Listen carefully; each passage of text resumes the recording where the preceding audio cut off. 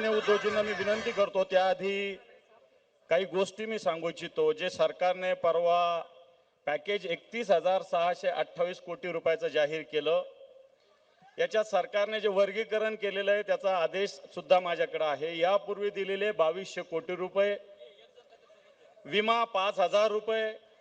आता मला सांगा, विम्याचा क्लेम नाही, काही नाही, 5,000 कुठून देणार? पीक नुकसान NDRF 6,175 कोटी रुपये, पीक नुकसान राज्य सरकार 6,500 कोटी रुपये, पायाभूत सुविधा 10,000 कोटी रुपये, जीवित वित्त हानी 1,753 कोटी रुपये, असे टोटल 31,628 कोटी. आता जर हे नुकसान भरपाई सरकारनं कोणतंच पॅकेज नाही दिलं तरी याच्यातल्या NDRFच्या निकषानुसार सरकारला द्यावं लागतं.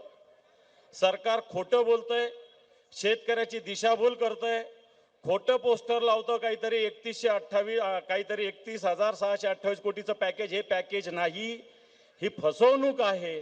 आणि म्हणून मला असं वाटतं हे सरकार फसवतंय. काल परवा काही लोक इथं येऊन गेले, यांनी मला असं वाटतं गटप्रमुखाच्या ऐवजी कटप्रमुख इथं आले होते. काही कटप्रमुख आले होते गटप्रमुखाला मार्गदर्शन करायला. यांना फक्त हंबरडा दिसत होता. आणि मला असं वाटतं हा हंबरडा मराठवाड्याचा येणार काळात, आता जे आपले जे कोळी यांनी भूमिका मांडली, माननीय साहेब, हा तुम्ही दसऱ्याच्या दिवशी आम्हाला फक्त आदेश दिला होता 2 तारखेला की मराठवाड्यात एल्गार पेटवा. 3 तारखेपासून आमच्या मराठवाड्यातले सगळे लोक, गावागावातले शिवसैनिक पेटून उठले आणि एका आठवड्यात हा विराट मोर्चा निघाला.